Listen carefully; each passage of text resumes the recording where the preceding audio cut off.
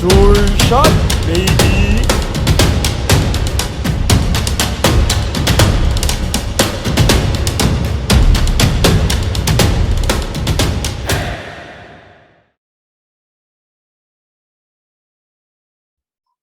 So, good day, everyone. We're here for another episode of the DVD show.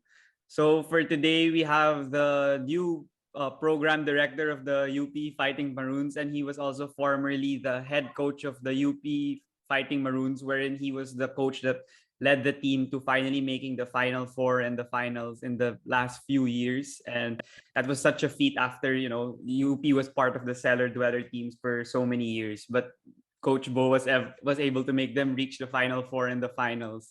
And I'll now welcome him here to the DVD show, Coach Bo Perasol. Thank you for joining me here on my podcast. Again, Diego, this is a privilege, no? Being able to share with you a lot of thoughts this day, and again, let me congratulate you for having this show. No, you've been very creative in trying to create this, amidst the circumstances that we have. You are entertaining a lot of people. Yeah, it's something that I really enjoy. I watch a lot of podcasts. So like now that I have my own, it's also something that I could apply what I learned from them. But to start things off, Coach, I want to ask, how have you been doing now? We're back here with MECQ right now as of this recording, and nothing's been going on like in the sporting world that much locally. So how have you been doing with your family, with yourself, everything? Well, in the past few months, I've been fortunate enough to get my license in open water diving. So I've been trying to get done that for for the last couple of decades, and hindi ko makuha because of my busy schedule, and I was able to get that finally. And I love the underwater. I love the underwater world. Napakaraming bagay that you could able to witness, no, down under. And if not diving, I get to play golf, because that's one of the sports that's allowed to be played, especially in Calabarzon. So yeah, aside from that, been trying to talk to some of the players, coaching staff, to be able to get things started, whenever the season is going to open finally. How were you able to get the license for the diving association? Like, I mean, now it's the pandemic, so like, what's the process of doing that? And where did your passion come from also? Well, my passion come from where I came from.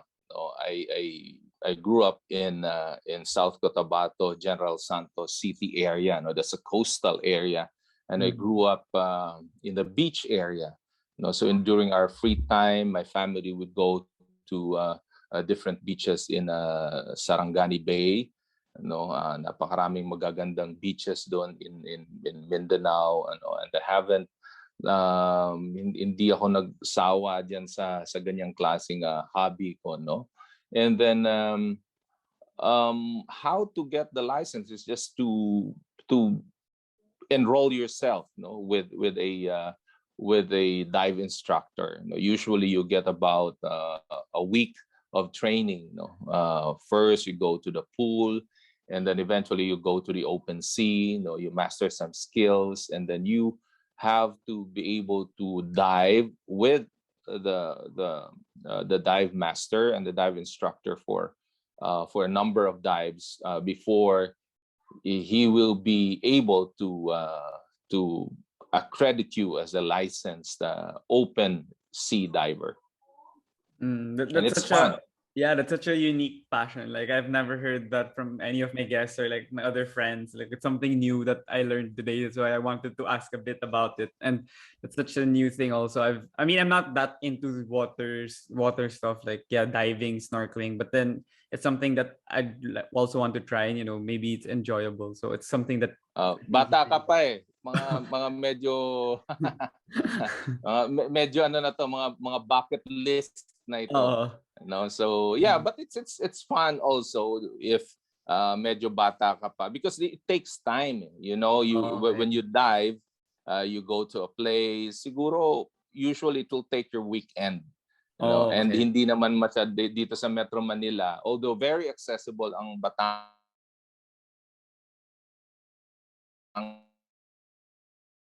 for the sea, no, yung open water diving, to be able to go to during weekends, you know, sa mga dive sites. Oh, okay. And moving to the basketball side, you mentioned that you talked to the players also, like during this pandemic, because it's really instrumental to still have that relationship even if you don't see each other face to face. So, well, how's the team doing naman so far now? With it's been over 1.5 years already that you guys haven't been playing on the court as a team. Oo, mahirap talaga, Diego, no? Most especially if you are confronted with some uncertainties, you know, especially those who are graduating, yung mga patapos na yung college basketball careers. Yun ang mga you really have to delve into that. No? Kailangan you have to talk to them about the possibilities, ano ba yung mga pwedeng gawin, no? But in UP, when the pandemic started, we started like some Zoom meetings, no, all together, just like any other team. So ginagawa rin naman nila yan, eh. No, but the last time I talked to them was a couple of weeks ago as a team, when I finally bid myself goodbye, you know, as their head coach. No? Syempre, we hindi pa naman namin napili who was going to replace me at that time. So I just made sure that they're okay with that, to make sure that kasi most of these guys I recruited pa, eh. Yeah. No? So alam mo, in college basketball, it's a big deal kung sino yung nag-recruit sa iyo.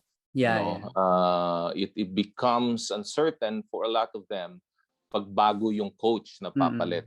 So yun naman ang kailangan i-address mo as a coach who's leaving, hindi naman totally leaving them, pero hindi ka na makikialam syempre sa coaching chores.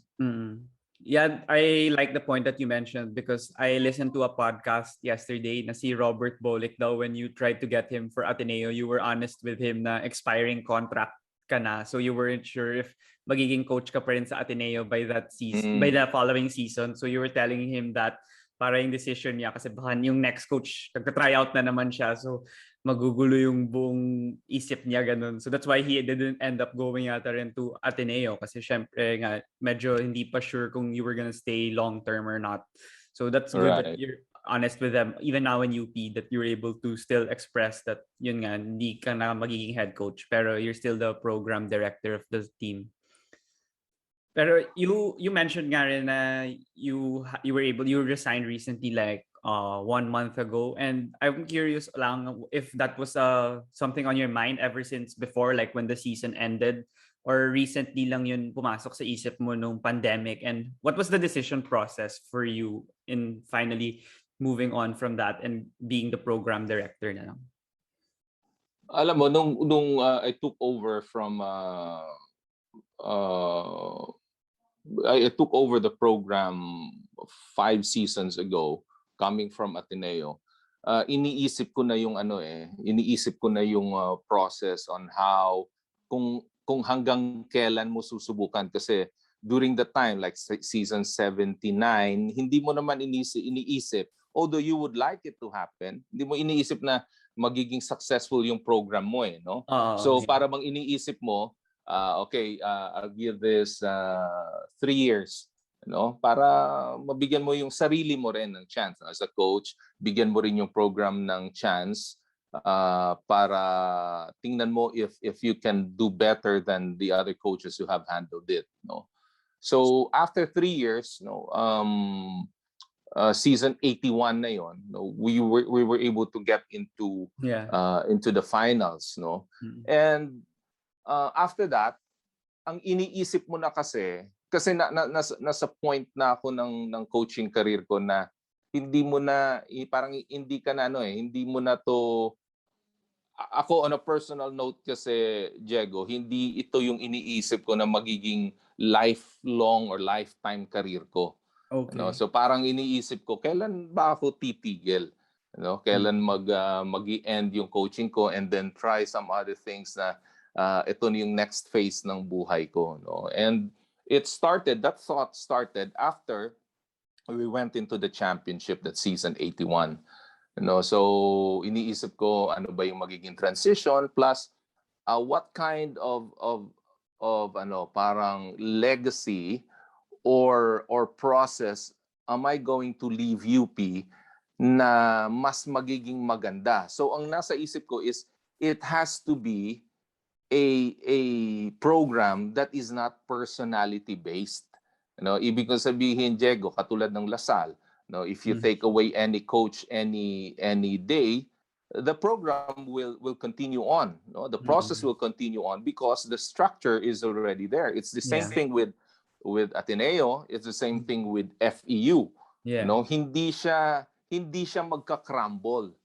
It's not na tinanggal mo si coach ganito, magka-crumble siya because lahat it's based on his personality and all of that. And I wanted that because I coached Ateneo, so I knew the structure, I knew the organization na ito yung dapat.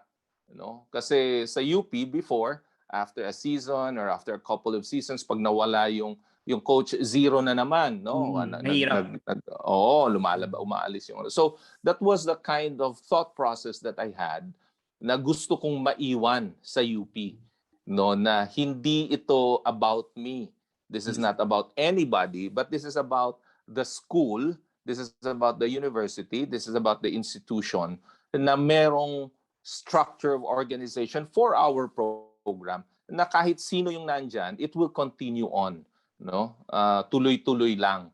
So after that, nag-iisip na ako with the management, with our sponsors, kung ano yung mabuting gawin. So yun ang naging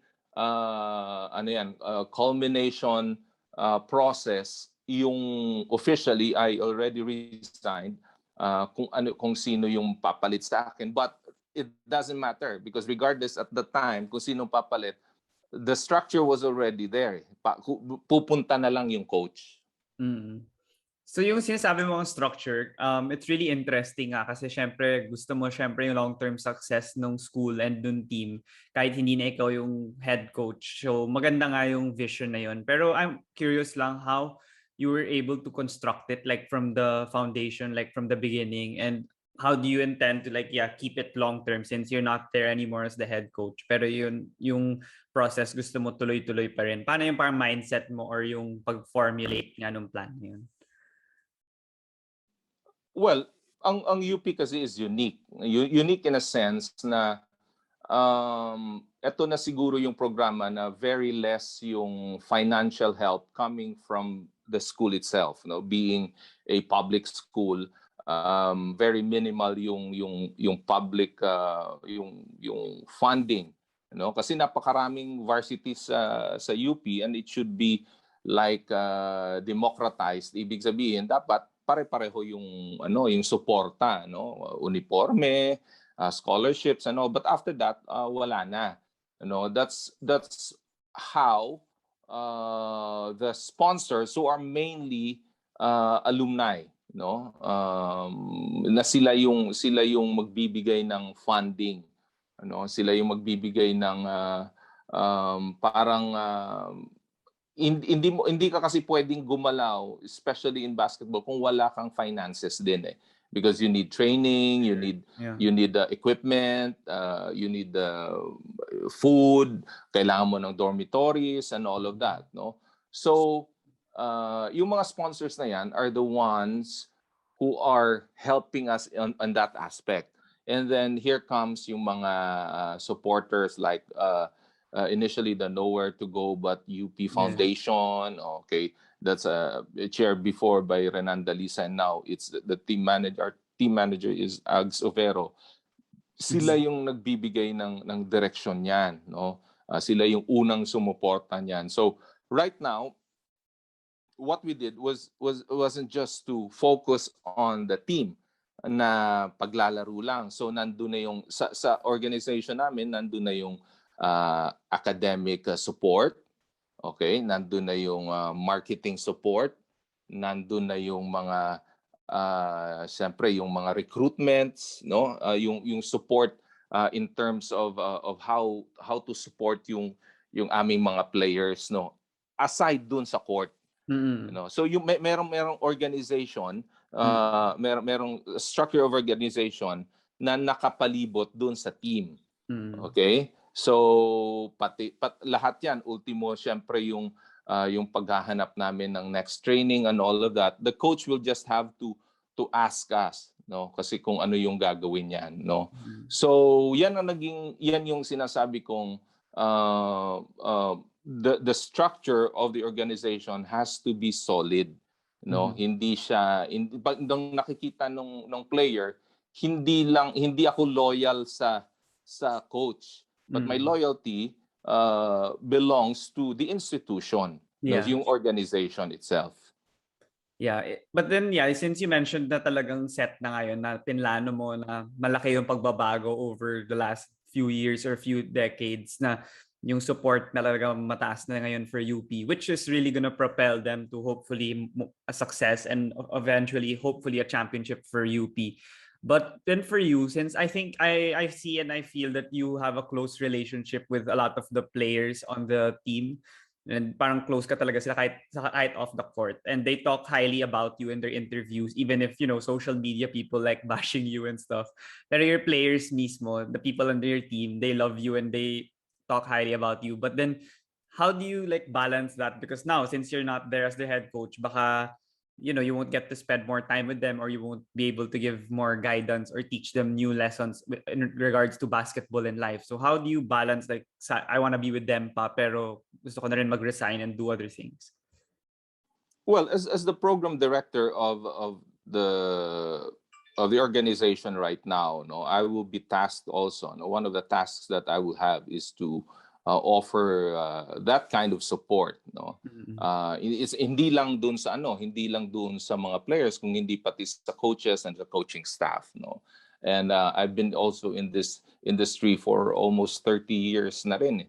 No, so malawak-lawak na rin yung aking experience in terms of how we would want to achieve the goals that we have set for ourselves. Ano ba yung mga sure ball for failure? Ano ba yung pwede namin gawin for so that we could set up ourselves for success?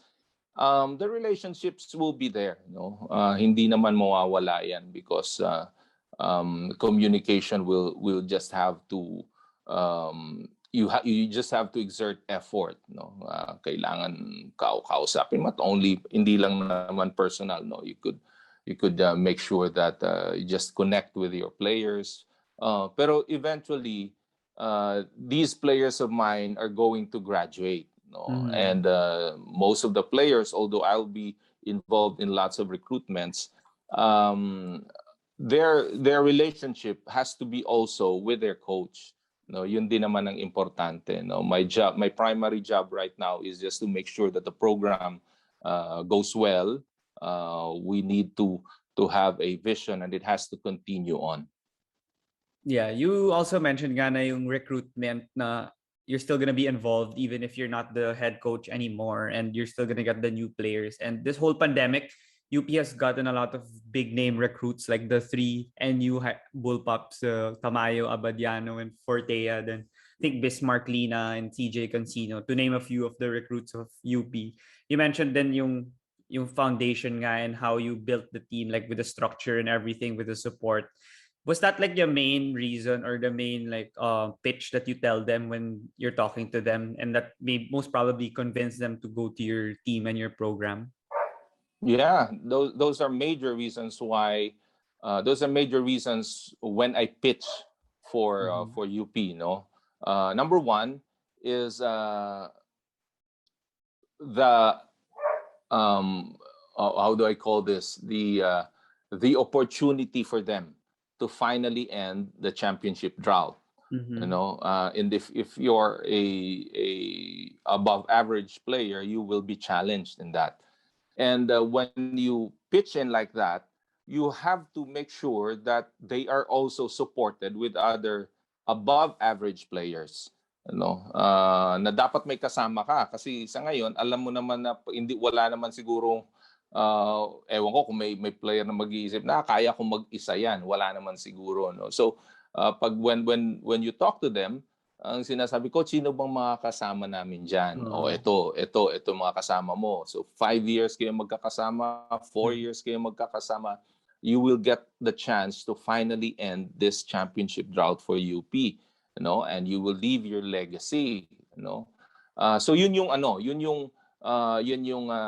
usually yung trend ng yung trend ng usapan when we recruit them. But it's an open book naman na alam naman namin na how these guys are parang how our program really want to win that championship. So lahat ng efforts namin are geared towards that, recruiting the right kind of players who are going to follow na hindi nagmamadali. It Mm. should be a process. It should be a process.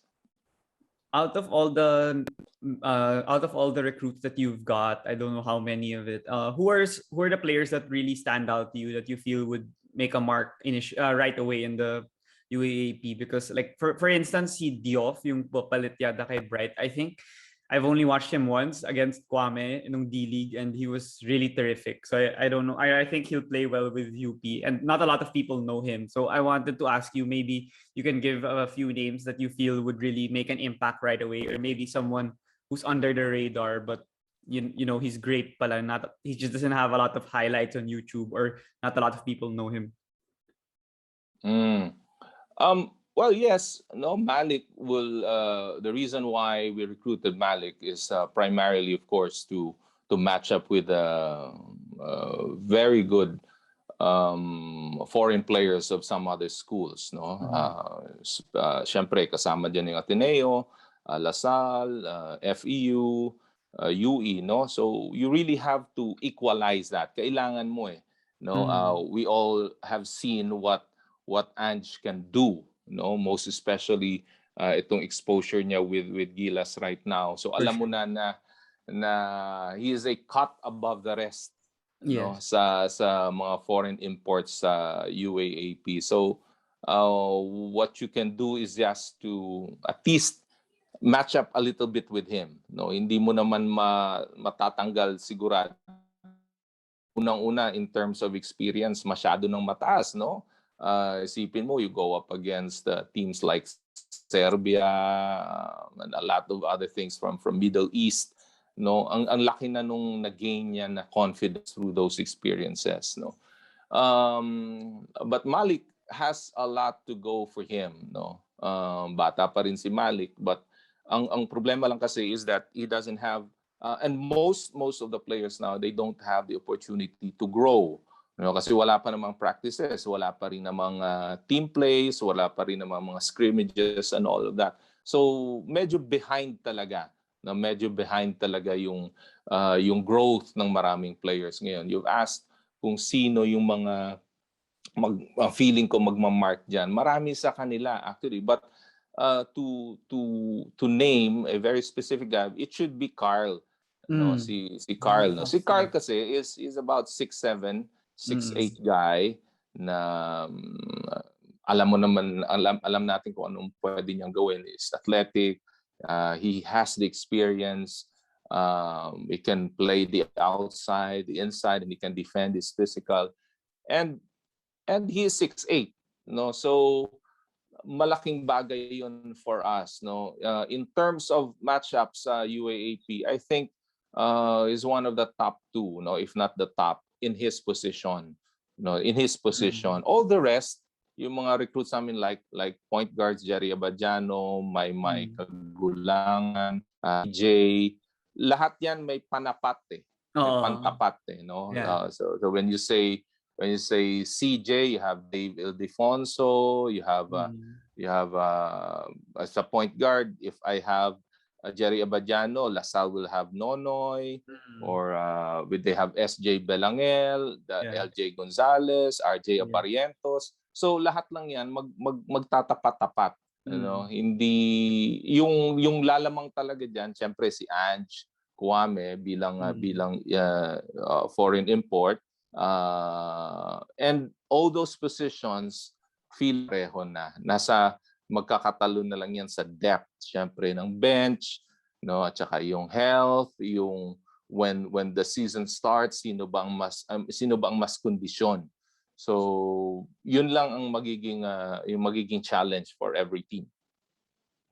Yeah, you mentioned also a lot of the recruits nga. Talagang impressive yung pag-recruit ng UP. Nagulat talaga ako dun sa mga iba nilang nakuha. And it will be great for the school. But then you coach, si Coach Golden Monteverde. And maybe not a lot of people know him because he was excelling in the high school division. And not a lot of people watch the high school division more than college compared to the college. And he racked up a ton of championships with sila Kimbao, sila Fortea, Abadiano, and Tamayo. They were really terrific in the high school division. But then for you as program director of UP, what do you think Coach Golden could bring to UP as the new head coach that people should really watch out for?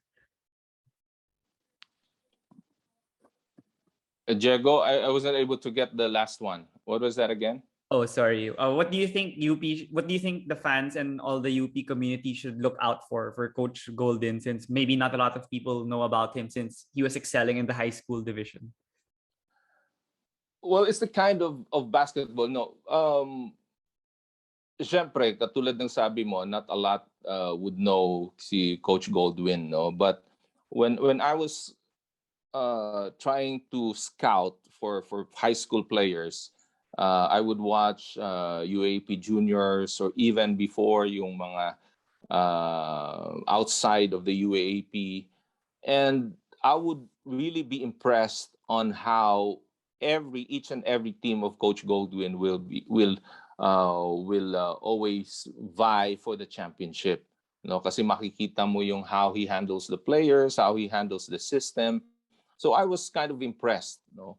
Nakita ko kung paano niya pinatakbo, and how he was able also to go up against Ateneo in the championship for the juniors team, no. So ang makikita mo sa niya is the kind of play that I wanted to have, yung exciting game, fast-paced game,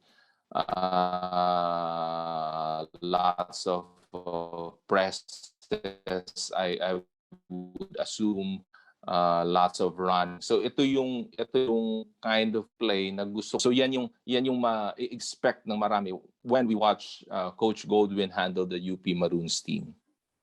Yeah, that's pretty exciting, and hopefully his success in the high school division can translate to the college level. So UP could still be a top tier contender, lalo na nga yung recruits magagaling. So kung yung coach din magaling, they might be able to still perform at a high level or even better than what they've been doing the past few seasons.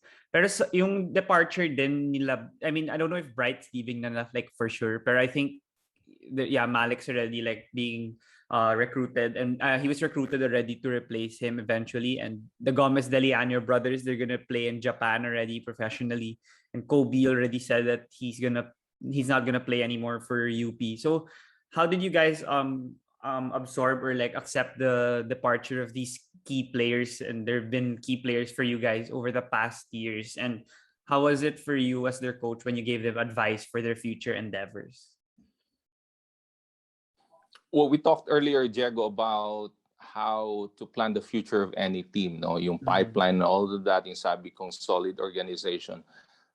Part of that is planning for any eventualities, no? Like, alam mo na, what if this guy is going to fail? What if fail meaning academically, what if this guy is going to leave early?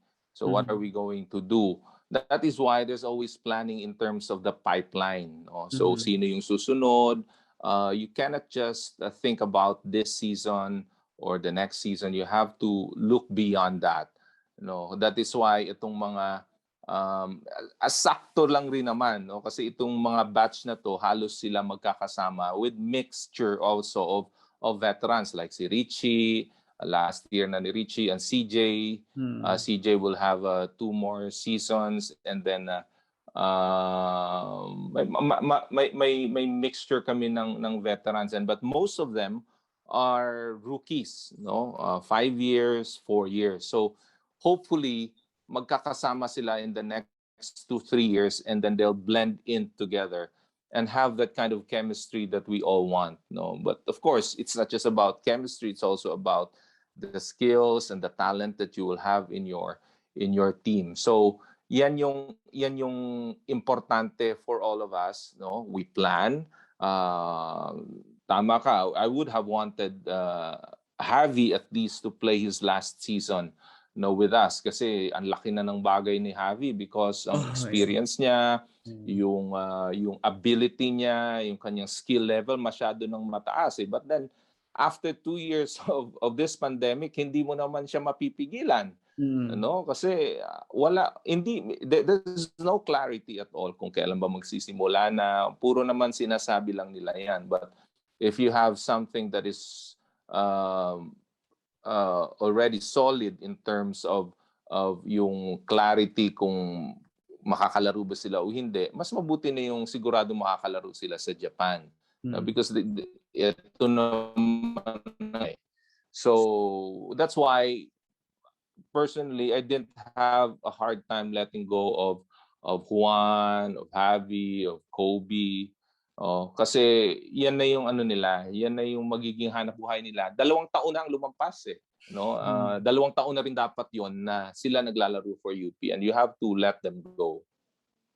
Yeah, it's kind of tough talaga. And lalo na nga ngayon sa Lasal din, di ba? Nawala na rin sila Aljun, sila Tyrus Hill, Right. Balti. I think he's gonna come back. And si Joaquin Manuel na lang yata yung natira na core nila. So when I talked to sila Mark Nonoy, sila Evan, Nelly, para they said it's a whole new team. I mean, sure, on paper, we got a lot of good recruits na Phil or foreign athlete. But then iba pa rin kasi yung sa court, yung sinasabi mo nga with UP rin, ang daming bagong recruits, pero you don't know pa rin how they'll be able to play well together as a team, because now it's all like Zoom workouts or yung mga workouts na pinapagawa niyo sa kanila like at home or on their own pace. So it's really different if it's on the court. So that's why yung sinasabi mo nga sa team, it's really integral now, lalo ng pandemic, on how they'll be able to be well conditioned when it's the season. Kasi now it's all on their own, on their conditioning. Right. And as a team also, you would want them to experience adversity together. No, success together, problems together. How are they going to solve it? It's not just about playing. It's about building that relationship among them.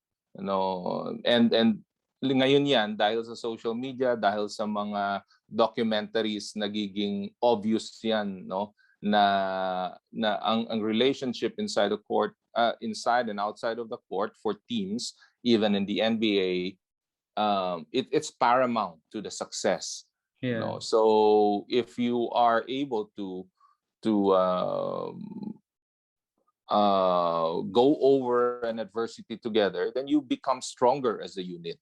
No, For sure. yun yung mga importante na lessons ninyo eh. No, ngayon wala. No, you don't have success together, you don't have failures together. So walang lessons together. No, yun ang sinasabi kong kailangan. No, kailangan mo yun. Most of the teams are new, basically new sa halos lahat, no? UE, NU, even FU, no, UST.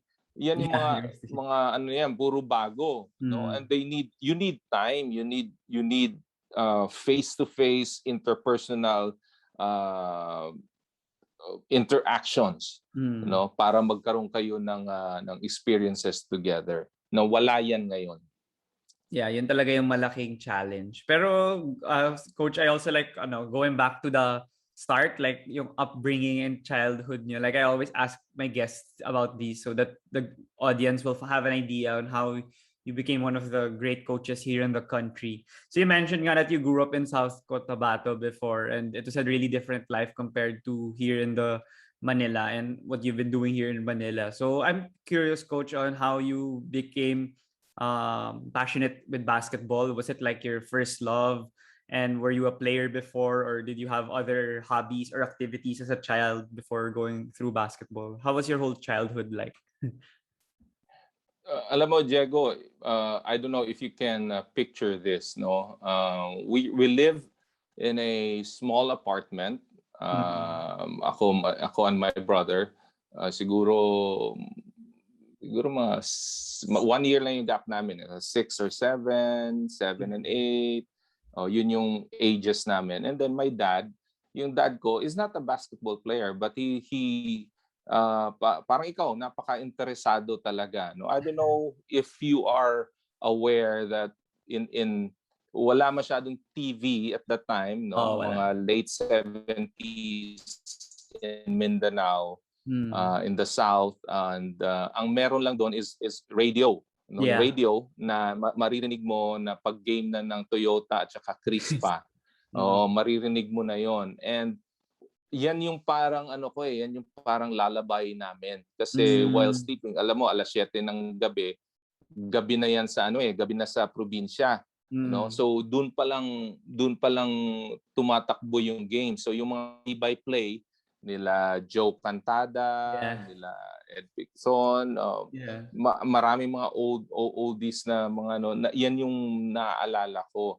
No? So doon nagsimula yung passion ko, no, with my dad playing those games live on radio, AM radio na nakukuha niya.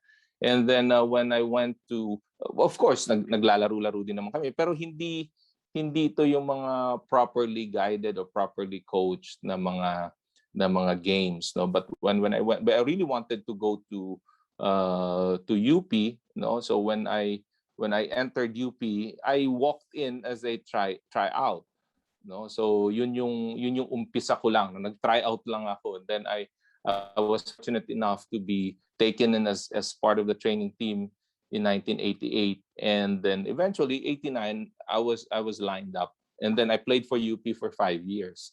So doon nagsimula yon, no. Yung interest ko for basketball came from my dad, playing with my brother, you know, and then of course playing eventually for UP.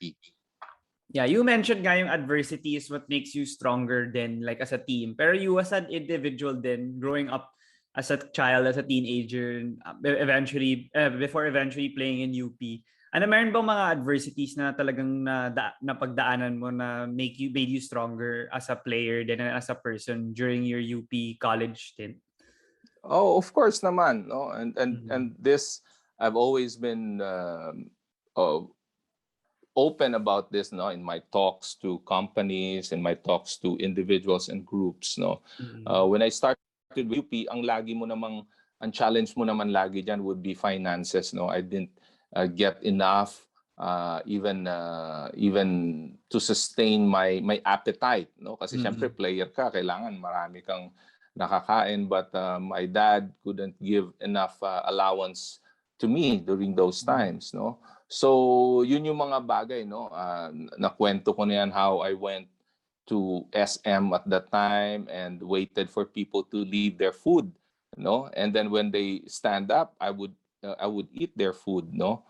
Doon sa na yun, yung mga adversities na sinasabi ko that pretty nararamdaman mo that you are lacking in terms of yung money, you know. So when you're lacking with that, you tend to appreciate, you tend to give value to a lot of things, no. Nakikita mo when you are given the opportunity to play, when you're given the opportunity to work, you do your best because alam mo na hindi yan basta-basta dumarating, no. And even when I was already coaching, palagi ko rin nakukwento yan sa kanila, even to my players, that I would wake up at 4 a.m. in the morning, walk to the gym, and wait for my players. And when I was coaching the UP juniors team, no, during the early 90s, no, 90s.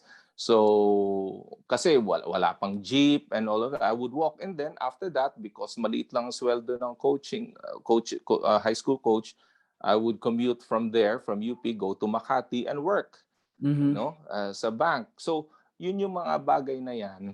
Lahat ng sinasabi ko sa kanila, katulad yan, yung mga bashings na yan, yung mga negative thoughts, negative na sinasabi. Sabi ko, wala yan. Those are superficial. Yung mga bagay na yan couldn't touch you if you don't allow it to have its effect on you. Ano ba yan? Hindi mapapakain ka ba niyan o magugutom ka ba diyan? So those things hindi siya nakakaapekto sa akin in a way because of how and what I experienced before. So yan yung sinasabi ko sa mga players ko. I teach them life lessons. Sabi ko, you have to feel the adversity, you have to feel the failure, you have to feel the process, so that when you get older, you tend to go back into your own life story and get lessons from it, and then you become better. Alam mo na itong mga bagay na yan, wala yan. So you're able to eliminate the things that are not material at all. So yun yung mga ano ko sa kanila. So katulad ng halimbawa, lessons na about being let's say selfish. Sinasabi ko sa kanila, sabi ko 10 years from now, 15 years from now, nobody's going to remember as a teammate. Nobody's going to remember who's the best player o who's the best shooter. Walang makakaalala Okay? Ang maalala nila kung sino yung asshole na teammate. Sino yung makapal ang mukha na Dennis teammate Rodman. or selfish teammate. But you always remember the teammate who does good to you, who is a good teammate, who supports you, who is unselfish, who is a leader. So yan yung mga bagay na naaalala, and when you grow older, yan yung mga na-appreciate mo. So yan yung mga you're sharing to them, to the players, your life story, but you need to also to be able to relate it to them. Kasi syempre mga bata ngayon iba na rin naman. Hindi rin naman sila makaka-relate sa a lot of things in the past. So you make sure na you are relatable to them also. So tama ka, those experiences I had in the past have been very valuable to me in terms of how I share my life story to a lot of people, especially to my players. Yeah, that's really great and inspirational also, kasi syempre yung iba baka hindi naramdaman din yun. So like that's why I like listening to interviews also, kasi I learn a lot from them, like from you and all the other podcasts that I listen to, whether they're local or international. Kasi lahat unique stories. Like yung kay Pingris, hindi ko makakalimutan yun, yung Mark Pingris was getting food from like the trash or something when he was a kid. Yun yung mga magandang life stories talaga na inuulit-ulit niya, but it still has the same impact on the fans or the audience that watch it, because they learn a lot from it. Like even if you don't experience it, you know why Pigres is so like yung desire niya to win and yung eagerness niya to like get the ball every possession. Kaya siya ganun, kasi he won't really take it for granted because of all the things he experienced when he was a child and in his younger years. So those are a great learning experience. That's why in my podcast also I make the guests share their stories more than the current things, because sa mainstream media or the other forms of media, yun na yung mga tanong like yung current news or yung mga popular, yung makakakuha ng clout. Pero yung life stories, yun yung maganda and matututunan yung mga ibang taong nanonood ng podcast. Kaya I like it. Yeah, that's good for you, Diego, kasi before, even when coaches ask you, so yung hindi pa masyado very clear yung or rampant itong social media, very big yung pag-ask nila about different or various systems of playing basketball. How do you teach the skills and all of that? Pero ito ngayon, isang click mo na lang, lahat makikita mo na all kinds of philosophies, all kinds of coaches, all kinds of beliefs in trying to run a team and all of that. pero konting-konti lang yung magbibigay sa iyo ng clarity on why people teach this way or why people are this way. Okay, these are the life stories, so these are the behind the scenes happenings na mas valuable yung lesson para sa mga nakikinig. Alam mo yon, so napakalaking bagay for them, no? Kasi yung information, you can get it anywhere, no? When you click any kinds of basketball philosophies, any kind of, lahat na yan makikita mo eh. No? Hindi na before, kailangan makakausap ka ng magaling na coach. Eh. Ngayon, maririnig mo na lang dyan sa, may recording na and all of that. No? So, ang example diyan yung golf, no? Before kailangan magbayad ka ng mahal na coach para maturuan ka. Ngayon, just watch or YouTube or videos or anything. Basta mo lang kung ano yung para sa iyo o lang para sa hindi para sa iyo. So, yan naman yung yan kaya tama yung ginagawa mo, no? You have to focus on the things that are valuable to a lot of people. For sure, coach. And you mentioned also nga that you were a player and you learned a lot playing for 5 years in UP. And your career progressed in the collegiate level. Pero what happened after that? Did you try to pursue it? And did you try to pursue PBA or MBA or some other league before you turned into coaching? Wala. No, because I didn't think I don't think that I was skilled enough. No, I was good enough to be able to do that, no. But I knew in my heart that I could teach, I could encourage, no, and I could organize. So parang ang heart ko talaga is into that kind of into that kind of direction, no. But ang dami ko ring experiences diyan na na-share ko sa kanila because I tried out and I failed, no. I got rejected a lot of times. No, I just wasn't good enough as a basketball player. So, yun yung sinasabi ko sa kanila that even though kailangan alam mo na minsan alam mo na minsan may mga players na nagdududa, coach, kailan ba ako mag-end na ayoko na hindi na ako magba-basketball, magtatrabaho na lang ako. So I can feel for them kasi nandun din ako galing, you know. So I make sure that they try their best para tingnan nyo muna lahat, no, ano bang available. Pag wala na talaga, make sure na para hindi mo balikan, you know, so that may ang issues mo in your minds are all settled. Na I tried my best, talagang I have to accept that this is not for me. Oh, okay, that's a great mindset to have, and not everyone has that mature mentality. Like sometimes if they have a dream that they want, it's kind of hard to accept the failure and then focus on plan B or plan C. But for you had that in your mind and your focus, and you were able to still succeed at your coaching career now, as you still did well in PBA and the UAAP over the last 20 years or 15 years. And I think the first time I knew about you that you were really successful was in Air 21 when you made the finals also in 2008 with a star-studded squad. But through that, what did you learn from the PBA?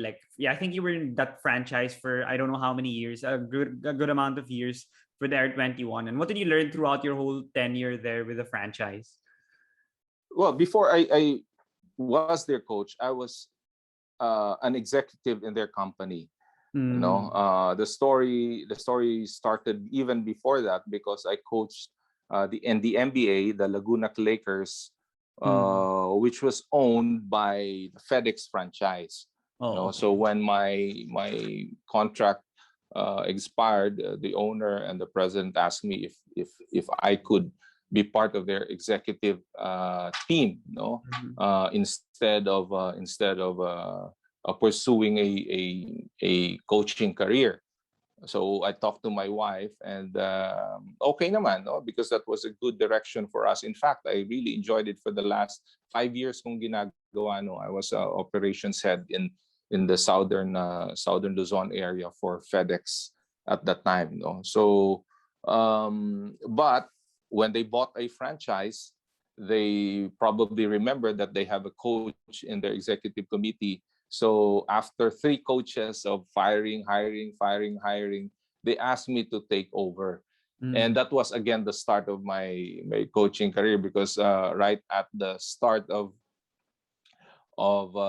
right at the first season that I coached them, that was our best finish. No, it was third place against Ginebra. So parang championship sa amin yon, kasi tinalo namin yung Ginebra and we were third place. And then after a few seasons, we got into the championship again against Ginebra. No, Yeah, I for remember it. game 7 yon. So malaking bagay yon for the marketability of our product also, no. So yun ang naging umpisa nun. But ang PBA kasi, because it's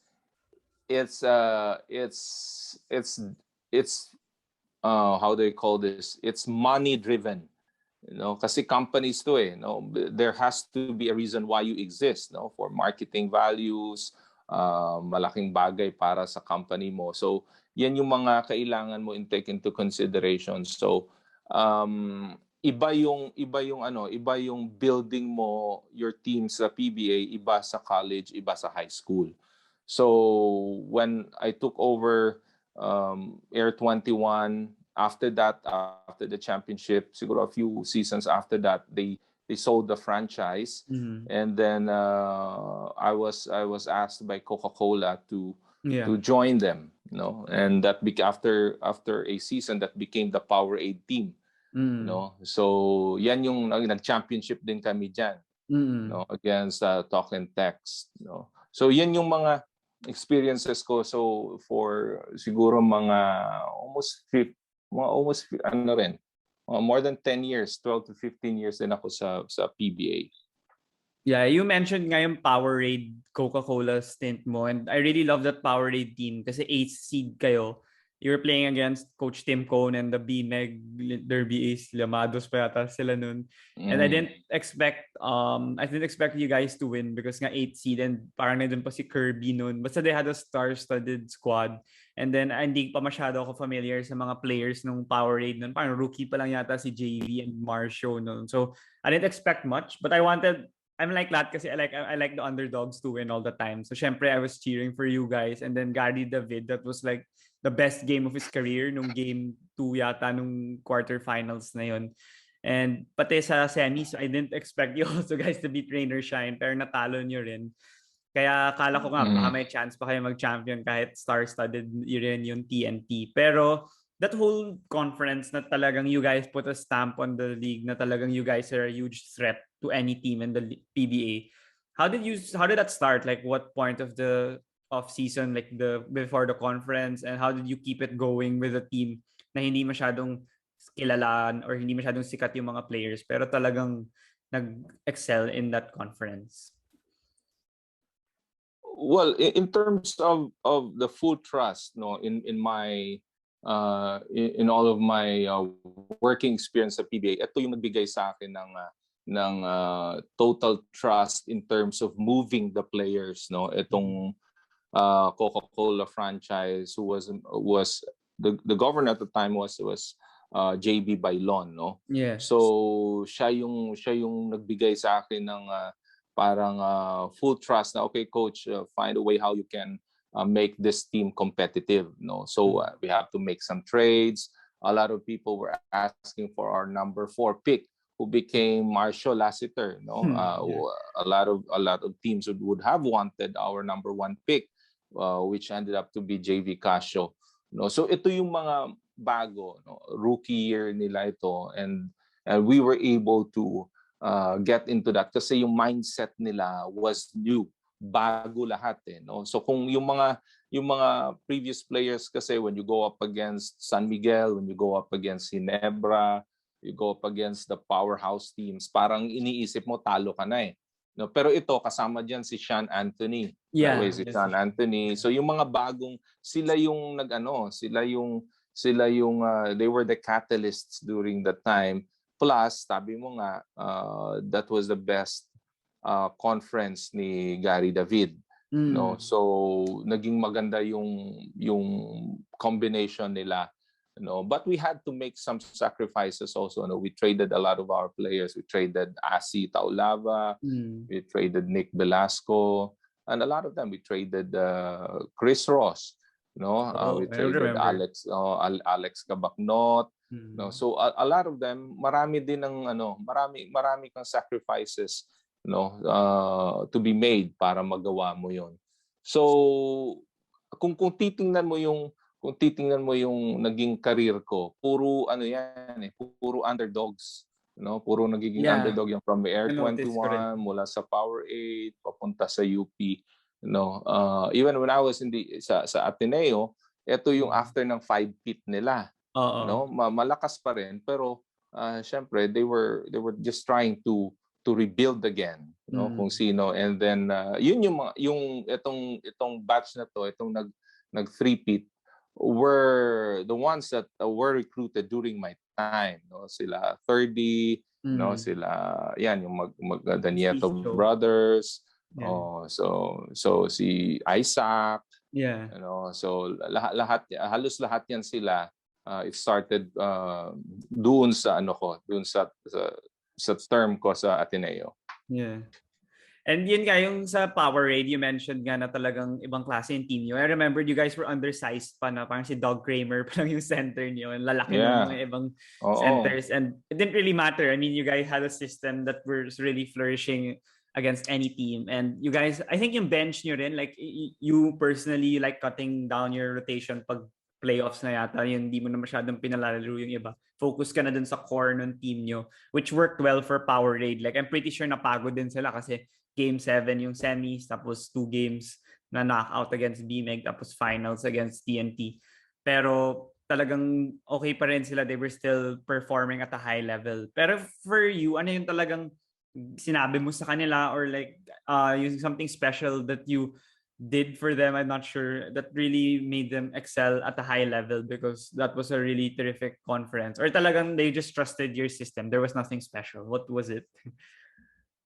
Well, the thing that's special there was siyempre yung inclusion ng mga bagong minds nga, no, katulad si JV.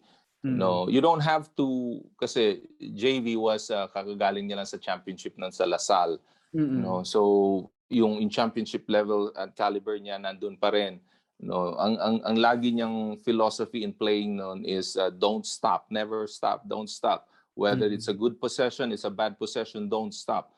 And nag-carry on yon. Plus, dumating yung magagaling like si Marshall came from the Gilas one, no? And a fighting rebounder like Sean, Anthony, plus siyempre si Dog at that time, no? So yan yung mga yan yung mga namin, yan yung mga nag-combine together. So wala namang nanggaling yun sa it wasn't something that I said to them, I did to them. It's just that we were on the right time with the right people. No, so I really believe in that. No, wala namang magic in terms of winning championships and all. No, you need to have a process, but you also need, what's very important is yung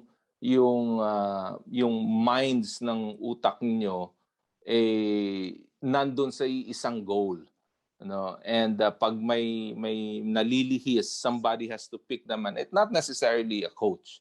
Not necessarily a coach. So katulad nga ng sabi ko, makikita mo na yan sa mga stories ng Last Dance, sa story ng Boston Celtics, no, ng LA Lakers, ng Milwaukee Bucks, no. Hindi yan mostly hindi sila coaches generated. Yeah.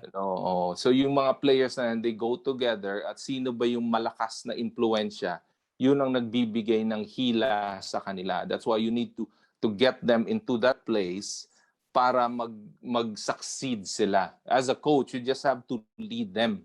Ito, hindi ka naman nila kasi I don't think that you have a lot to teach them. Okay, you just have to guide them. Okay, that's as far as I'm concerned. Yeah, that's a great philosophy you have, and maybe not a lot of people have that because syempre iba yung styles ng ibang coaches eh. Pero for you, it ended up being effective kasi nga yun, napa-finals mo sa PBA yung Air 21. Tapos a few years later, nag-finals din yung Powerade. So effective rin naman. Pero yung isa pang point na maybe you know is bakit sa tingin mo hindi na-sustain ng Powerade rin yun? Kasi malakas na nga yung core ng team. Bata pa sila JV Marcio noon. I mean, Gary was not that young anymore. Pero like sila Sean, he's still playing now. So bata pa siya ng time na yun. And you guys could have built on the team like adding certain shooters or certain defensive players that could have made it a long-term success for the franchise. Pero sa tingin mo, bakit hindi nag-sustain yung success rin ng team na yun? You're right in saying that we could have been one of the franchises to reckon with, no? Kasi tama ka, mga bata yun. But unfortunately, again, nung binanggit ko kanina sa'yo, this is money-driven. Again, the franchise was sold. So, nabenta yun after a season. So, nabenta ito sa San Miguel team, which became now the Northport. Yan yung franchise na yan, no? So wala kang hold on because you don't own the team. Yeah. So but you are right, no? In hindsight, that could have been a powerhouse team of the future. And that would have that could include the Air 21 team. No, kasi malalakas 'yon. Nandun sila Rani Del Dio Campo, sila Gary was there also, Ren Ritualo was there, Arwin Santos, and even Mark Pingris was part of that. Oh yeah, earlier. No? So yan yung mga ano niya, malakas yung team na yon. But both of these franchises were sold. So hindi na rin na-sustain. Yeah, that's really parang sayang lang talaga. Parang yung mga biggest what ifs rin in the PBA in the recent years. Pero yun nga, after that, you moved on to coach in the collegiate ranks with Ateneo. So how was the process of leaving the PBA naman and moving on to collegiate players? And syempre, malaki yung pagkakaiba ng pag-handle ng players na hindi pa professionals.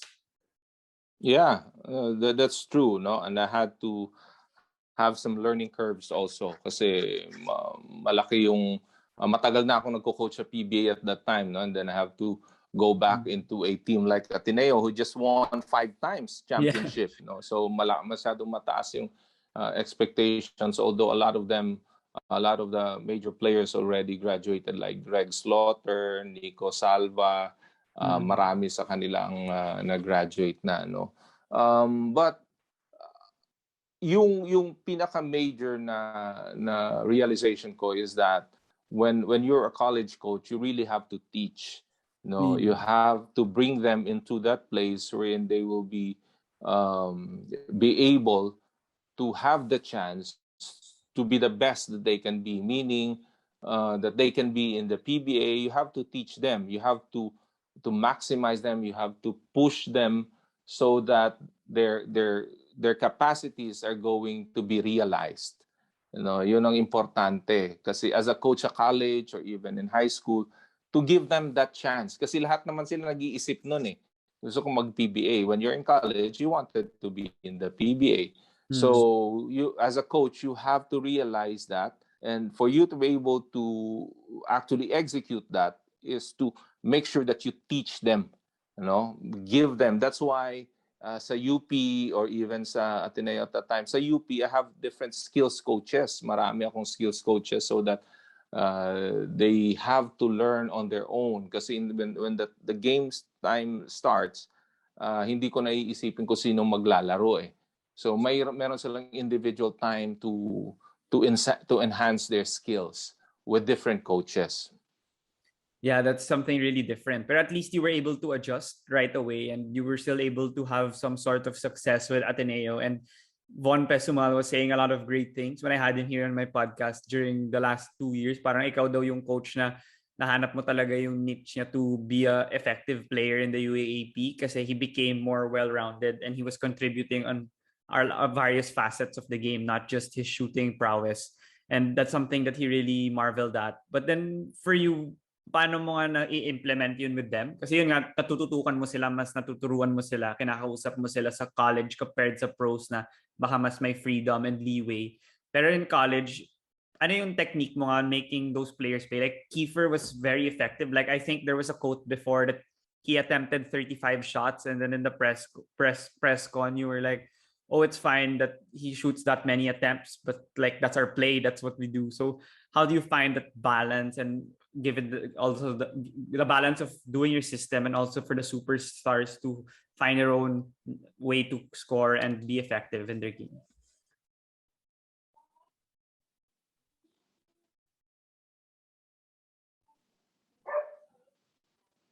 Nawala, coach. Yeah. Okay. Now, yes. Again, my coach is always based on who delivers and what can you do inside the court, no? Hindi talaga magkakapareho, no? Hindi sila magkakapareho. Again, you just have to give them the opportunity and the chance, but even after doing that, not all of them are going to react the same way, not all of them are going to get out of it the same players. No, some would be better, some would stay as they are. Okay, some even would deteriorate. No, so you have to give the chance for those whom you believe would really deliver. Akin, I would always have to give them, ikaw, ang trabaho mo is to score, no? Make sure that you get open. When you get open, you all have the go signal to shoot. Like si Von, he's a shooter. No, pag na-open ka, even after 2 passes, if you're in the right position, you have to take that shot. No, our creator would be Kiefer and all of that. No, but all the rest, lagi kong ini-encourage sila to play their roles also. No, sometimes meron kang problema diyan kasi syempre hindi naman lahat gusto mag-play ng role, no? They cannot just be screeners, they cannot just be passers, they also want to shoot. Okay? So doon din magmumula yan na pag dinoble team yung ano mo, yung shooter mo, yung scorer mo, they have to pass the ball also. So, yun yung mga give and take situation na dapat naiintindihan ng lahat. No, importante 'yan. But yes, you always have to give full trust doon sa player mo. Walang pag-aalinlangan dapat. Yeah, that's great to hear from you kasi nga yun nga yung dahilan kung bakit I think they really bought into the roles kung bakit talagang nag-excel sila in their last 2 years, Yvonne and Kiefer in the UAAP. So kahit nga hindi nila nakuha yung championship na gustong-gusto talaga nila, they still were effective and they were able to do well as an individual, which helped them for sure in their professional stints right now with San Miguel and Lex respectively. Pero nga for you naman, coach, ano yung mga points na talagang pwede mo pang i-improve? Kasi rin heartbreak losses kayo sa NU yata and sa FEU. Yeah, FEU yung kay Mac Bello na shot na you were right there. Anything could have happened, like breaks of the game, and you could have went to the finals or you might have won a championship with Ateneo. So from now, looking back, what could you think you could have improved on, or what do you think you could have worked on in order to make the team more successful? Well, there are a lot of things, no? Marami ka namang naiisip lagi, no? If it's hindsight, iniisip mo dapat ginawa namin to in terms of our strategy, in terms of what we could have done as a team or as a coach. Ito yung mga adjustments na naman nagawa yun when you watch the games, no? But for me, lagi akong naniniwala that again, things happen for a reason, eh. You may not be able to achieve what you want at that particular time, but there's always going to be a time that you are going to need that experience. You may not be able to learn something and adjust right away in that particular situation, but you can use that a year, a couple of years, so that becomes a lesson, and that would propel you into success. So yun yung mga gagamitin mo kasi parang ladder yan, eh, life story. Hindi mo pwedeng alam mo lahat, no? You learn from your failures, you learn from your mistakes, and then tuloy ulit. Anong ulit itong mangyayari and all of that. So for me, yung mga lessons na yun, I took it and then I learned from it, and then ito ang ginamit ko ulit from here. How about naman, Coach, yung pag-handle mo sa mga superstars nga? Kasi you said na malaki talaga yung trust mo sa kanila. Like, even nung nasa PBA with sila Gary, and then sila Ren, and then now nung sa collegiate sila Keith, Von, and then sa UP rin sila Juan, sila Kobe. Talagang mataas yung confidence nila when they're playing under you. So, is there something else that you do to bolster that confidence, or is it the trust na that you were saying, or talagang do you tell them other tips as well? No, it's not just about talking to them. It's about also making them feel that your actions are parallel into what you tell them. Ibig sabihin, pag sinasabi mo, I trust you, pag tumira siya ng alanganin, hindi ka magagalit sa kanya, di ba? O, kasi sinabi mo eh. So, kumbaga ba yung mistakes niya, it's just like you, ako. Pag nagkakamali ka, hindi mo naman sasabihin na mababawi mo kaagad yun, di ba?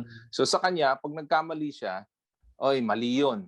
So they learn from their mistakes, pero sa dami ng ginagawa nila, they become better. They sa kanila parang iniisip nila was, if I commit a mistake, nobody's going to shout at me, you know. So walang situation na mag-aalangan ako. Let's say for example, si Paul, 'di ba? Si Paul, when he took a lot of shots, or even Keith sa Ateneo, iniisip niya, this is my role. This is what coach told me.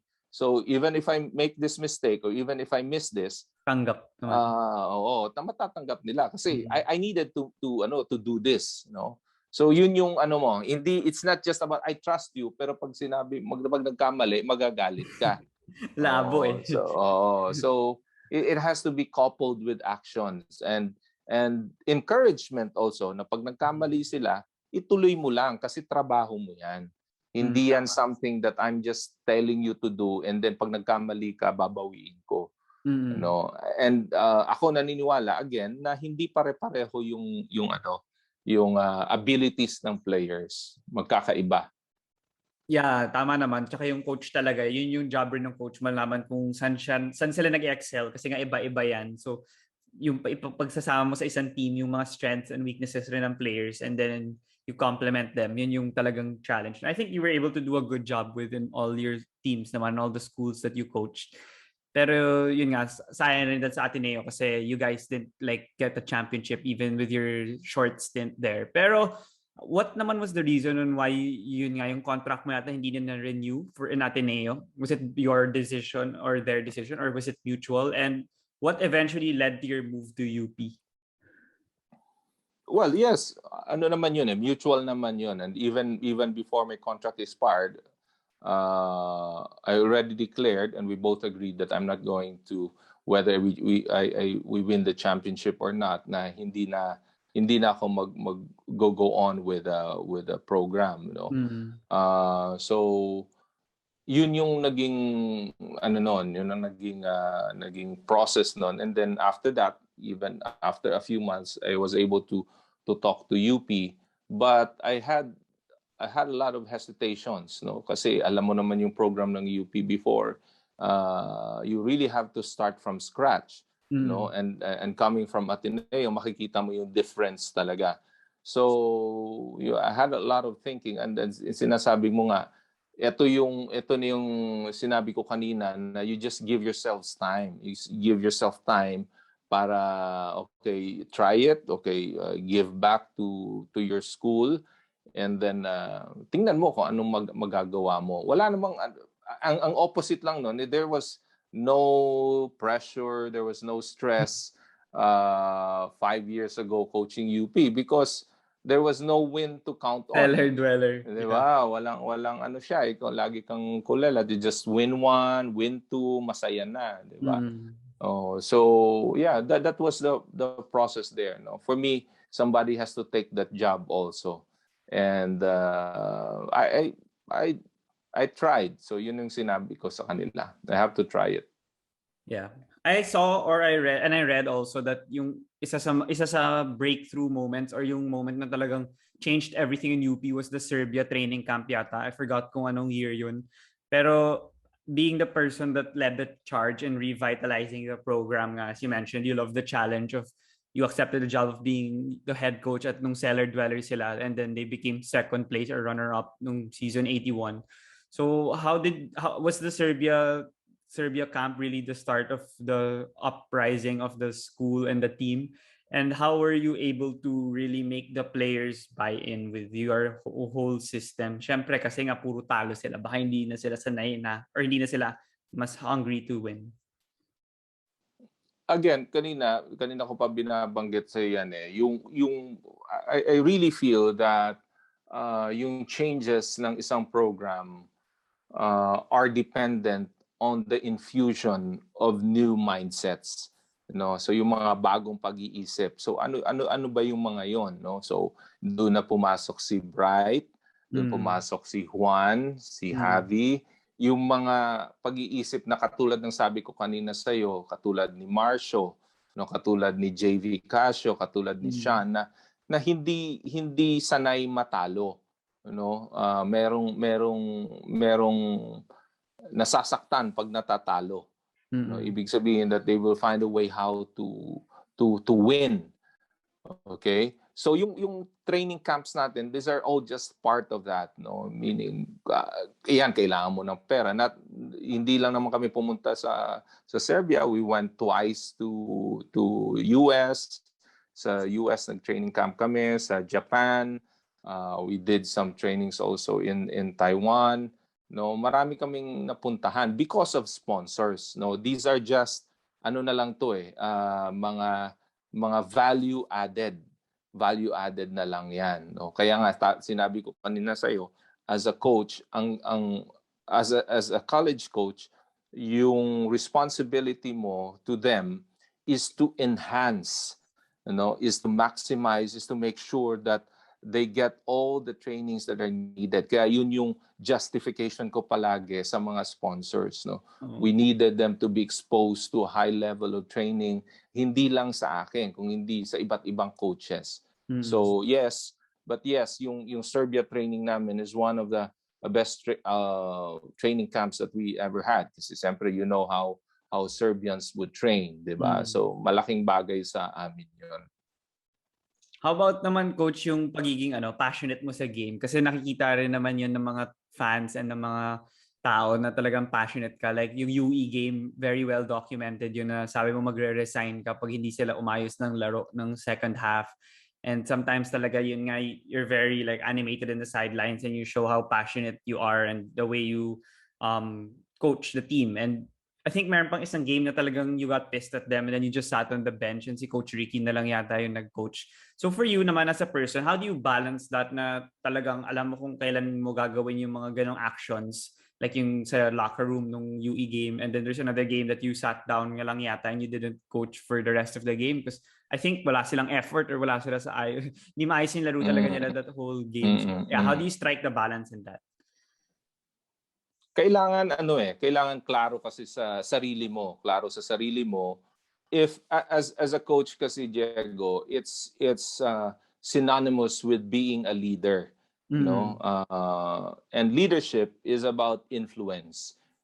If you are not influencing your players into the right direction, then you're not doing a good job. Okay? Why stay there? Yeah. Diba? You're not effective. Ibig sabihin, pag hindi ka nila nasusunod, okay, binapaliwanag mo, itong laro na to, napaka-importante nito because if we win this, and this is a winnable game, because this is UE, di ba? Ang UE hindi pa nananalo masyado and we could match up well with them. And walang tawag nito, this is not to discriminate UE, pero we can match up well with them. So, pag sinabi mo yon at kailangan yung game na yon. So, after all those encouragements, at nakita mo na hindi sila nag-exert hindi nagkakamali, hindi nag-exert effort, maybe sinasabi mo sarili mo, you are not effective anymore. So, you have to tell them that if this is going to be the thing, there is no use of me being here. You know, kasi lahat natin that's the reason why we had been losing all these years, diba? Because you don't see the importance of these kinds of games. So pag ikaw as a leader, as a coach, hindi mo pa rin sila mapaliwanagan ng ganun, hindi ka effective din sa kanila. And mabuti na lang naging ano rin sa kanila yon, naging lesson din sa kanila yon, no. Nagising sila, nagising yung isip nila.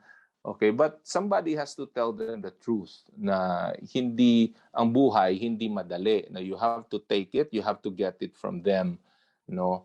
Ang pagiging animated naman kasi diyan, lagi na natutunan ko na lang yan these past few years, Diego, kasi sinasabi niya, if you want to inspire energy, how can you inspire energy if you're not energetic at all? No, as a leader, hindi mo naman pwede, sige, let's go, takbo, di ba? So you have to show them the energy, what is needed, and nakikita nilang pag-animated ka, you're that kind. Hindi naman dun sa brink na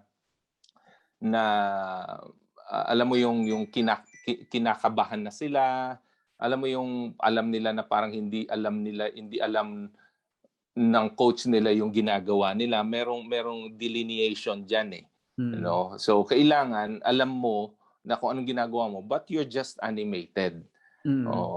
Parang ganon. Hindi ka kinakabahan, that you trust them, that you are an encourager, yung parang ganyan. So you mentioned nga na ang dami mo na-impart sa kanila because of just one half of basketball or maybe one game kasi nga negative yung nangyari nung first half. And talagang they were well driven to continue succeeding kasi yun yung nag-catapult for you guys to succeed nung season na yun.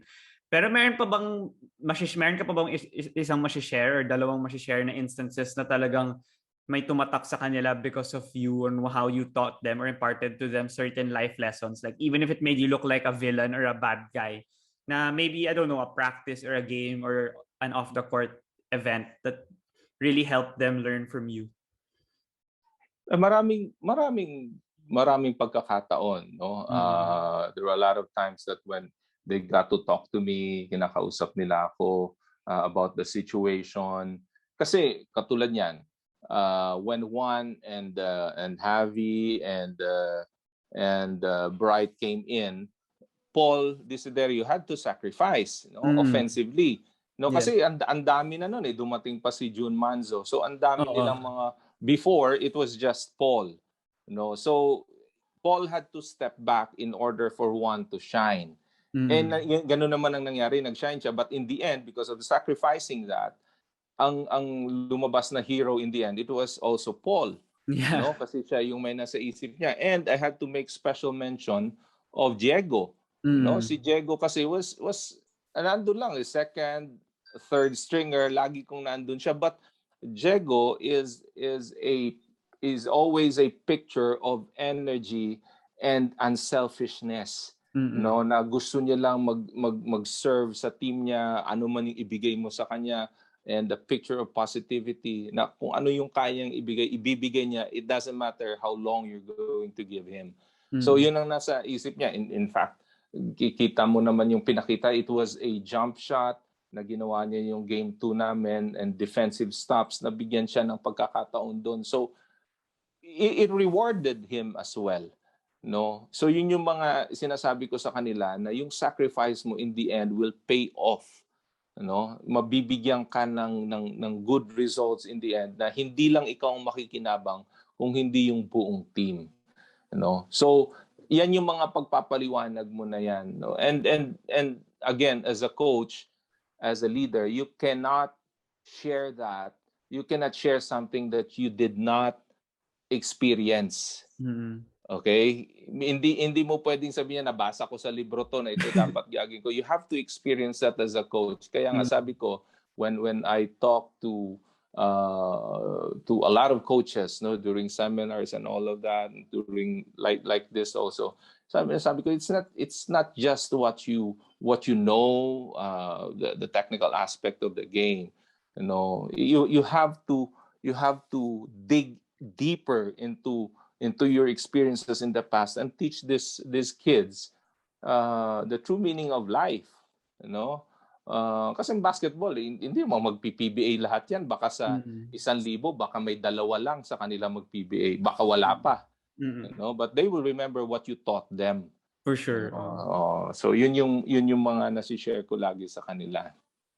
Yeah, that's a fantastic trait that you have also. Maybe a great communicator, and you make them become great listeners also with the experiences and the knowledge that you impart to them. Because not every individual or every coach has the power to do that. And nahahalata naman yan sa mga players nga sa UB, like when they talk about you and when they talk about the system, talagang selfless and talagang yun nga, sacrifice and everything leads to fruition naman and success. So talagang sa dulo, parang doon nila nare-realize lahat ng great things that happen. So maybe nung una, baka hindi nga nila ina-accept or hindi sila masyadong nakikinig. Pero eventually yun, nakuha nila yung great things that came out of it, the results that came out of it. Pero one other aspect na yun nga na for sure alam mo is the social media. Like UP, sumikat sa social media rin because of the players involved and because of you rin as a coach. Pero how do you also like balance also yun nga? Kanina you mentioned rin like yung bashing, like people make fun of you, like especially when you got ejected yata nung isang game against Ateneo ba yun, yung na-suspend ka pa yata. And also your players, they also get bashed a lot, like Kobe, Richie, the Gomez De Leon, your brothers. So how do you control that with the social media, the effects? Like it's a double-edged sword. Paano mo na control for you and for the team? Yeah, you're right in there, Diego. Now, when you said that, in fact, I've been very grateful for hindi lang dun sa situation, kundi dun sa media people, you know, kasi sinasabi ko sa kanila, ang UP is a baby of social media and media. You know, anak ito itong kung ano man ang UP ngayon is because of media and social media. You know, the mainstream media and the social media. So, and there's reasons also why it happens. Hindi naman yun, hindi naman mahirap intindihin yun. You have players like Richie, you have players like Kobe, na madali yung interest ng tao para basahin, no? So, yan yung mga, in fact, sa ngayon, sino ba yung mga sports personalities na mga matataas ang mga following, like Richie, no? Richie and Kobe. Okay, between them siguro kasama na sila, no? Kulang-kulang sila mga 2 to 3 million ang followers nila lahat. To one pa, yeah. Oo, marami sila. So pagko-combine mo sila lahat. So yung when you have that kind of following, rule of thumb yan and rule of ano yan rule of life may opposite direction din yan, Diego.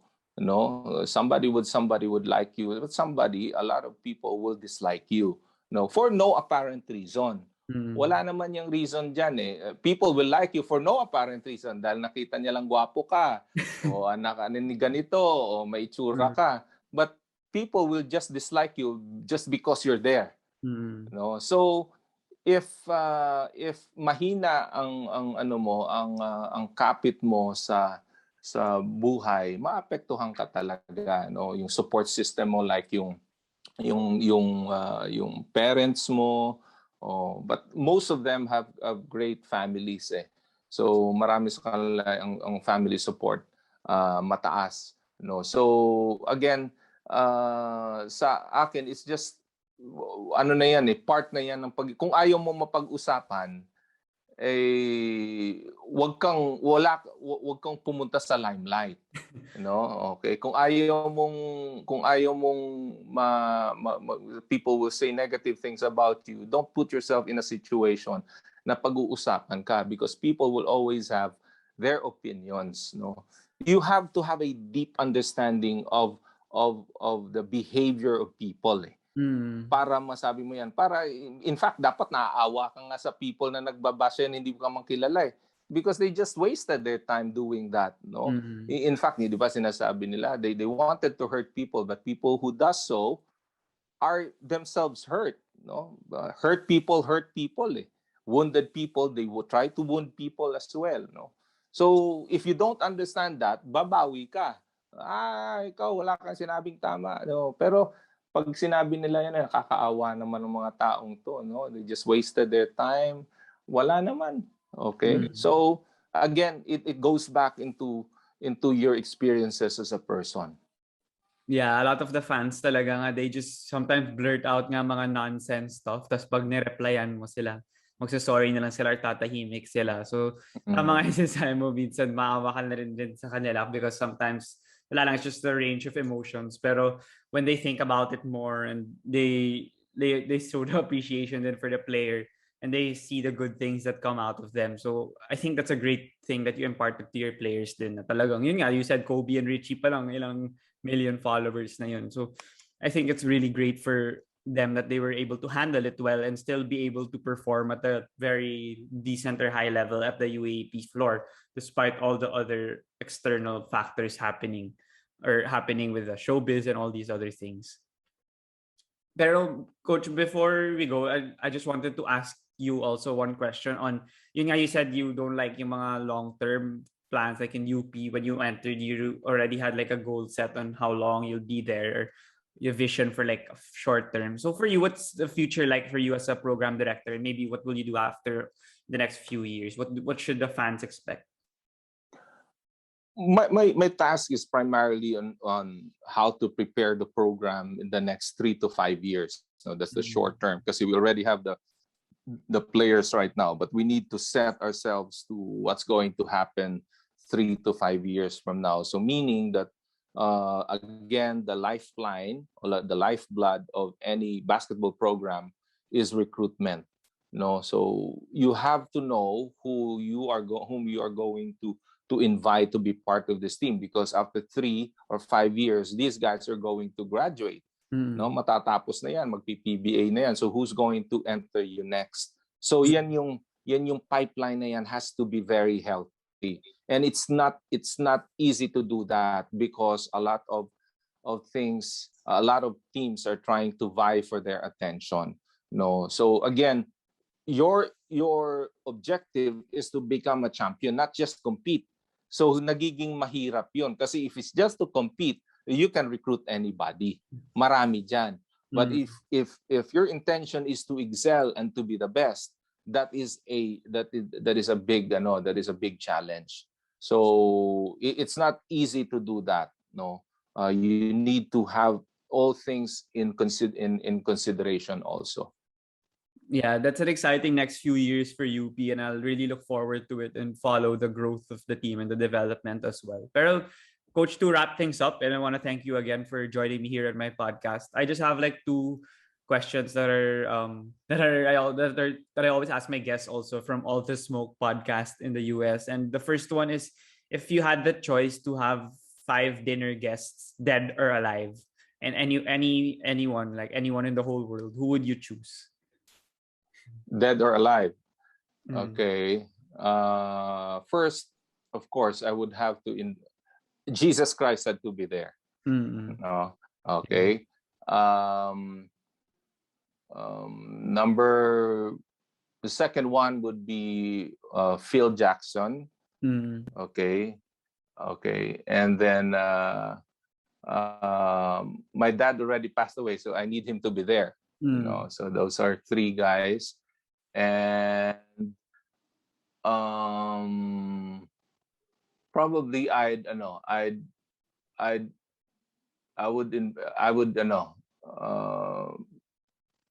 sino ba? Wala na akong maisip because nothing is interesting for me. Those 3 guys are good with me. Sa akin yan. Okay. So for the last question, coach, since I mentioned that I've started this podcast late last year and I invite a lot of guests across all sports here on my podcast, and who would you suggest that I should guest here on the DVD show, and that would have a great story or share a lot of great cuentos and insights about sports or life in general?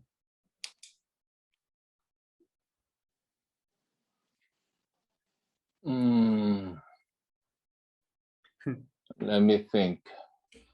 Sure.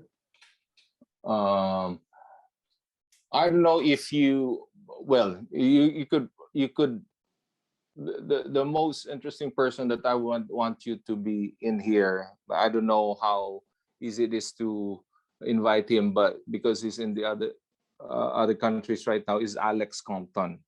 Oh, okay. Alex is a very good communicator, and he can share a lot, to a lot of Mm. people. So yes, Alex would be the best person for you to invite next.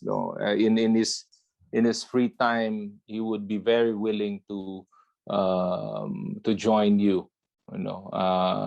Baka baliktad lang yan because he's in Wisconsin, but you can send him a message. Okay, I'll try. Yeah, I've never heard. Yeah, I haven't heard him in a podcast, and I feel like I like how the way he coaches also, and the way he was able to talk to his Alaska players, how he talks to Calvin, like even if he's hot headed. But then sayang Mhm. lang they didn't win a championship with him. But then I think they were able to make the finals a couple of times, and he Mm, was a great coach for Alaska, and now he's in mhm. the US, and hopefully he's doing well. And I think he'd be a great guest. So I'll Right. try that out. I'll try that out. But yeah, anyways, thank you so much, Coach Bo, for joining me here on the DVD show. I learned a lot from you. I learned a lot of new stories and new cuentos that you didn't share in other interviews yet. And it's stuff that I could apply, and also the audience. Hopefully, they could learn a lot from you, and hopefully also catch up on you and your future endeavors as the new program director of UP. But then before you go, do you have any final message? Well, I'd like to appreciate it also, Diego, no, the way that you have thought about this, no, Mm. in in in in your age, I don't think that I would be able to think about these kinds of things, no, Mm. but you are going to help a lot of listeners. You're going to by letting people share them, not only of what they know but their life Mm. experiences, and that's very important, no, most especially during this time that people need encouragement and inspiration. So you are doing good. You are doing excellently because this is what you want to happen, but at the same time, this is what people need. Mm. Okay, so congratulations to you, Diego. Yeah, thank you so much again, Coach, and thank you so much for joining me here. And hopefully, I can also see you soon and talk to you more in the future, like when before the UAP season starts or after the UAP, whenever there's a lot of collegiate basketball to talk about. Because now there's barely anything that's new in the collegiate scene. But then before you go, Coach, is it okay if we take a picture? Yeah. Okay, I'll take it from here, Coach. Oh, one, two, three. Okay, thank you so much Okay. again, Thank Coach you. Bo, for joining me here in my podcast, and stay safe. Thank you, Diego. Thanks.